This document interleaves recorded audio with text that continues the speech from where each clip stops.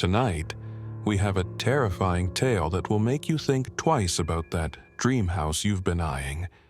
This is the story of the Miller family, who thought they'd found their forever home, but instead uncovered a dark secret lurking in its attic. Sit tight and listen till the end. This haunting story took place in Briar Hollow, Maine in 2007. Tom Miller, his wife Jessica, and their two daughters, 14-year-old Olivia and 8-year-old Lily, were ready for a fresh start. They had been living in a crowded neighborhood and craved some peace and space, especially in a home that didn't break the bank. They couldn't believe their luck when they found a large, secluded house in Briar Hollow. It was an old colonial home, surrounded by thick trees that separated it from the rest of the town. But they were so charmed by the house's character that they overlooked the peculiarities, like the thick layer of dust on the attic door, or the strange, chilly feeling in certain parts of the home. On their first night, the family settled in, feeling content and excited about their new beginning. But it wasn't long before things took a turn. Just as they were about to drift off to sleep, Tom and Jessica heard faint scratching sounds coming from the ceiling, as if something or someone was moving around in the attic. Jessica brushed it off, thinking it must be mice, or maybe just the old house settling. But Tom felt uneasy. He'd done a full inspection before they bought the place, and there was no sign of pests or animal droppings. He tried to sleep, telling himself there was a simple explanation. The next day, Tom explored the attic door more closely. It was locked with an old, rusty padlock, wrapped in a strange piece of cloth. The cloth was covered with odd symbols, like markings he'd never seen before, and it gave him a strange, unsettling feeling just to touch it. Jessica caught him staring at it and laughed nervously, suggesting that maybe it was their friendly ghost. That night, the scratching noises were louder. They were rhythmic, almost like a faint tapping that seemed to follow them as they moved through the house. It was no longer just Tom and Jessica who noticed it. Olivia and Lily heard it too. The girls were spooked, especially Lily, who clung to Jessica's side, her big eyes darting towards the ceiling every time she heard a sound. A few more days passed, and the noises didn't stop. In fact, they seemed to grow louder and more insistent, as though something in the attic was trying to get their attention. The whole family was on edge, and it was starting to take a toll on their nerves. Tom decided he had to open the attic. Whatever was in there, he was going to put an end to it for his family's peace of mind. With his hammer in hand, Tom approached the attic door. The lock felt cold and strangely heavy, almost as if it didn't want to be broken.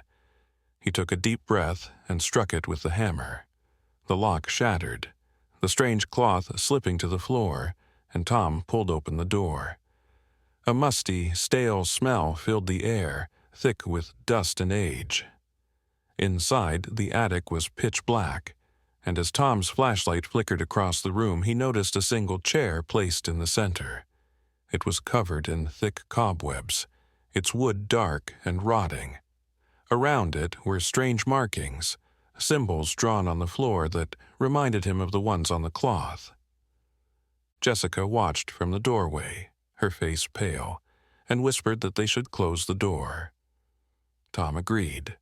Something about that room felt wrong, as though it was a place where dark things happened, things they weren't meant to see. They shut the attic door, tossing the strange cloth and lock into the trash. They told themselves it was just an old room, nothing more. But that night the real horror began. They had barely fallen asleep when they heard the sound again, but this time it was louder, almost as if it was coming from inside their own rooms. Then, just as suddenly, the noise stopped, and an eerie silence filled the house. The kind of silence that prickles your skin, that feels like it's waiting for something. Then they heard Lily. She was talking to herself in her room, her voice low and raspy, saying things no 8-year-old should know. Tom and Jessica rushed to her room, finding her sitting on the bed, her eyes blank and unfocused, her little hands gripping the sheets. Jessica whispered her name, but Lily didn't respond. Then, in a voice that was not her own, she told them she was waiting. They tried to calm her, telling her she must have been dreaming, but Lily only looked at them with that same empty stare, then began to laugh, a hollow, chilling sound that made Olivia scream. Lily slowly got out of bed, picking up a kitchen knife from her nightstand, her expression twisted into something they couldn't recognize. Tom and Jessica were frozen, unable to believe what they were seeing. Their little girl was staring at them with a look that seemed almost hungry. Frantic, Jessica called the local church, explaining what was happening to Father Thomas, an older priest who had lived in the town his entire life. He listened to her story, his voice growing tense and serious, and said he would be there immediately. When he arrived, he took one look at Lily and knew they were dealing with something far beyond the ordinary. Father Thomas explained that the house had a dark past. Years before, another family had lived there, a family who had a teenage son obsessed with the occult. No one knew exactly what he had done, but neighbors had heard strange chanting coming from the attic at night, and rumors spread of dark rituals. One night, the boy was found dead in the attic, his body surrounded by symbols drawn in his own blood. His parents left the house in terror, sealing the attic and wrapping it in protective charms to keep whatever they had unleashed locked away. The priest explained that by breaking the lock and removing the cloth, they had broken the barrier that kept the dark presence at bay. Now, it had latched onto their innocent daughter. Father Thomas didn't waste any time. He began an exorcism right there in Lily's room, his voice steady as he chanted prayers and sprinkled holy water. But Lily only laughed, her eyes rolling back as she thrashed and fought against the priest's words. She spoke in a voice that was not hers, a deep, guttural tone that promised pain, suffering, and death. She taunted them, telling them they would never see the light again, that she belonged to it now. The exorcism went on for hours. Lily's small body convulsed and twisted, her strength unnatural, almost superhuman.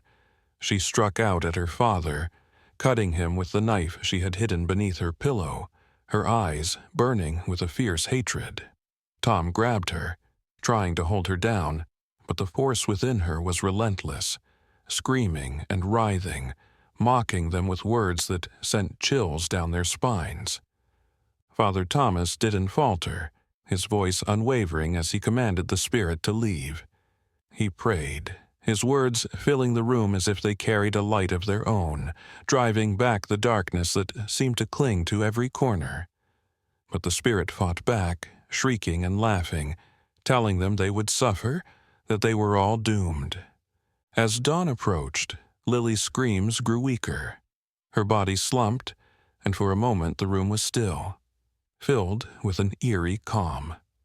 Tom, Jessica, and Olivia held their breath, watching as Lily's eyes fluttered open, her small voice whispering, "Mommy?" She blinked, her expression innocent and confused, as if she had just woken from a bad dream. Relief flooded them, but the terror of the night lingered. Father Thomas told them that the house was now cleansed, that the spirit had been banished. But as they looked around the room, they couldn't shake the feeling that something still watched them, waiting in the shadows.